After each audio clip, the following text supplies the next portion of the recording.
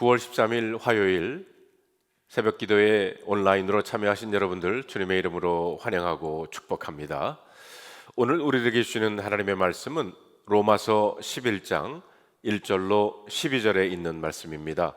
제가 새 번역으로 읽어보겠습니다. 그러면 내가 묻습니다. 하나님께서 자기 백성을 버리신 것은 아닙니까? 그럴 수 없습니다. 나도 이스라엘 사람이요 아브라함의 후손이요 베냐민 지파에 속한 사람입니다. 하나님께서는 미리 아신 자기 백성을 버리지 않으셨습니다.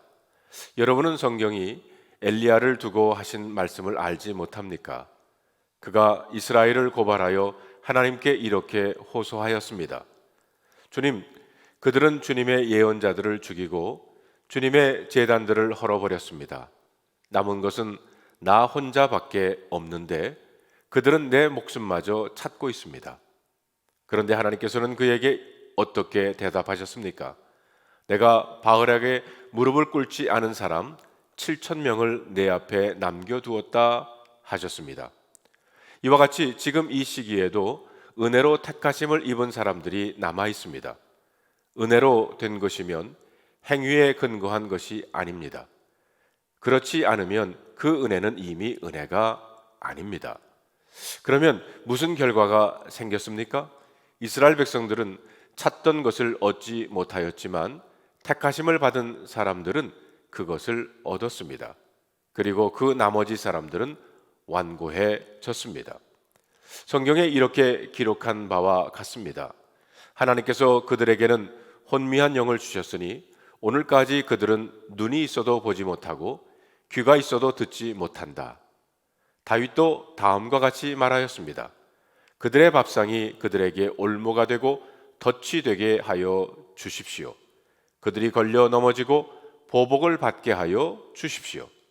그들의 눈이 어두워져서 보지 못하게 되도록 하여 주십시오. 그들의 등이 언제나 굽어 있게 하여 주십시오. 그러면 내가 묻습니다. 이스라엘이 걸려 넘어져서 완전히 쓰러져 망하게끔 되었습니까? 그럴 수 없습니다. 그들의 허물 때문에 구원이 이방 사람에게 이르렀는데 이것은 이스라엘에게 질투하는 마음이 일어나게 하려는 것입니다.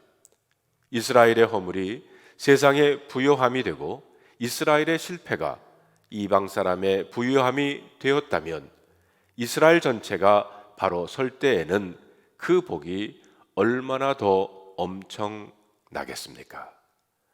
오늘 저와 여러분에게 주시는 하나님의 말씀입니다. 기도하겠습니다. 하나님 감사합니다. 오늘도 저희들에게 새로운 날을 허락하시고 이렇게 말씀 앞에 서게 하시니 감사를 드립니다. 성령님 오시어서 우리들의 마음과 생각을 주장해 주시고 오늘 말씀 속에서 하나님의 비밀을 우리 모두가 깨닫게 되는 이 시간 되게 하여 주시옵소서. 우리 주 예수 그리스도의 이름으로 간절히 기도하옵나이다. 아멘. 로마서 9장, 10장, 11장은 하나님께서 택하신 유대인이 왜 예수 그리스도의 십자가 복음을 거부하였는가? 라는 질문에 대한 대답입니다. 이 문제에 대하여 사도 바울은 분명히 말씀합니다. 하나님께서 결코 자기가 택하신 백성을 버린 것이 아니라는 것입니다. 그 증거로 우선 사도 바울 자신을 보라고 합니다. 나를 보십시오. 나는 유대인이요 바리새인 중에 바리새인으로 예수 믿는 자를 핍박하던 자였지만 예수님을 믿을 뿐 아니라 사도가 되었습니다. 유대인 중에도 택함을 받아 예수님을 믿는 자가 있다는 것입니다. 그러면서 3절 4절에서 엘리야의 예를 들었습니다. 열왕기상 19장 10절로 14절에 보면 엘리야가 주님, 그들은 주님의 예언자를 죽이고 주님의 제단을 허물었습니다.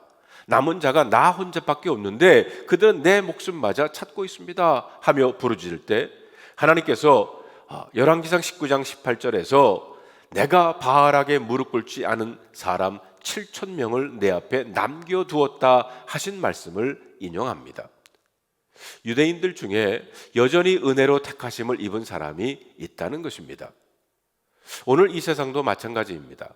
아무리 악한 세상에서 하나님의 말씀대로 살아가는 자가 있을까 생각하지만 여전히 믿음의 순전함을 지키며 말씀을 붙들고 살아가는 자가 있다는 것입니다.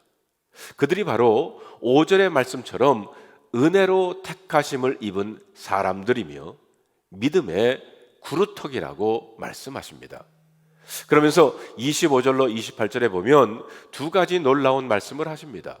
첫째는 이방 사람의 수가 다 찰 때까지 이스라엘 사람들 가운데서 일부가 완고해진 대로 있다는 것이고요. 그리고 둘째로 결국은 온 이스라엘도 구원을 받게 된다는 것입니다. 사도 바울은 이것을 신비한 비밀이라고 했는데 이 말씀은 단순히 유대인을 위한 예언이 아니라 세상의 종말에 대한 예언이기 때문입니다. 사도 바울이 25절에서 이방 사람의 수가 다 찰 때까지라고 말하였는데 예수님께서도 하신 말씀이 있습니다.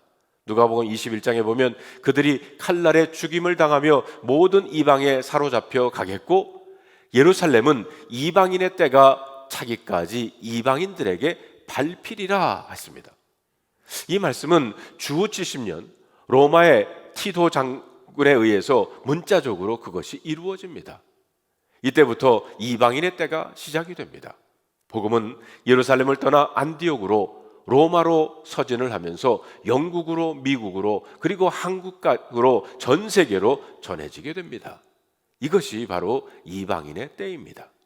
그런데 이 일이 예수님의 재림과 밀접하게 연결되어 있다는 겁니다. 마태복음 24장 14절에 보면 모든 민족에게 복음이 증거된 후 이 세상의 종말이 온다고 했습니다. 이것이 이방인의 때가 찼다라고 하는 의미입니다. 그리고 인류 역사의 마지막 남은 최후의 드라마가 시작되는데 그것이 바로 이스라엘의 회복입니다. 31절에 보면 이와 같이 지금은 순종하지 않고 있는 이스라엘 사람들도 여러분이 받은 그 자비를 보고 회개하여 마침내는 자비하심을 입게 될 것입니다.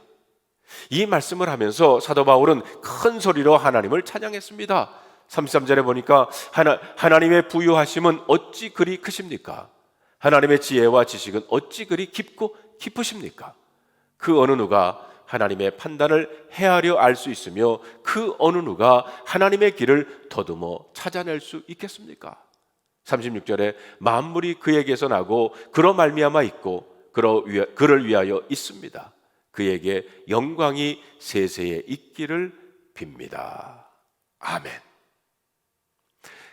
로마서 11장에서 말하려고 하는 핵심은 하나님께서 택하신 백성은 결코 포기하지 않으신다는 겁니다.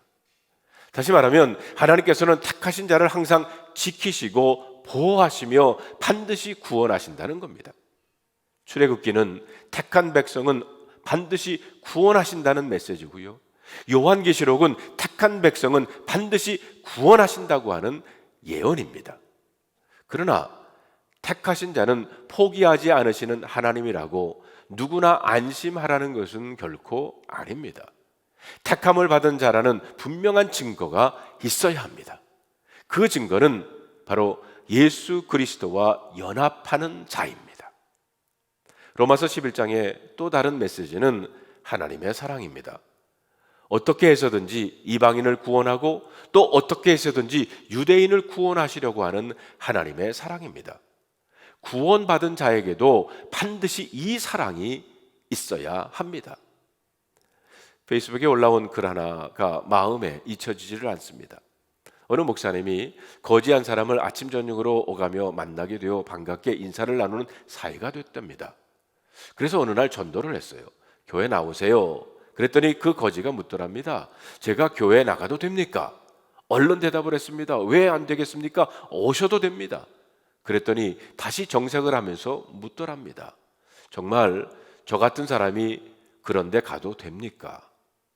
그 순간 정말 되는가 하는 생각을 해보게 되었다는 겁니다. 여러분, 거지가 우리 교회 와도 됩니까? 거지가 교회 왔을 때 모두가 편안하게 맞아줄까요? 정말 남루한 차림의 거지까지 문을 활짝 열어놓고 반기며 살고 있습니까? 은혜로 택함을 받은 것을 믿는 사람은 그렇게 한다는 거예요. 사랑이 우리의 기준이라는 겁니다. 성도 여러분, 우리가 택함 받은 자임을 알아야 합니다. 그 은혜에 눈이 띄어야 합니다. 성령님께서 역사하시면 우리는 어떤 형편에서도 감격과 사랑으로 충만하게 될 줄로 믿습니다. 기도하겠습니다. 하나님, 우리를 구원하시고 또 우리를 통해서 축복의 통로가 되게 하시니 감사를 드립니다. 아직도 예수 그리스도의 복음을 듣지 못한 사람들, 하나님의 사랑을 알지 못하는 사람들에게 복음을 전하고 땅끝까지 이르러 예수 그리스도의 증인이 되는 우리 모두가 되게 하여 주시옵소서. 그 복음을 받는 자들은 그 사람이 어떤 사람이든지 간에 그들을 우리의 마음으로 영접하고 그들을 환영하며 아버지 하나님, 그들에게 하나님의 사랑을 함께 나누는 그런 하루가 될 수 있도록 성령님 인도하여 주시옵소서. 우리 주 예수 그리스도의 이름으로 간절히 기도하옵나이다. 아멘.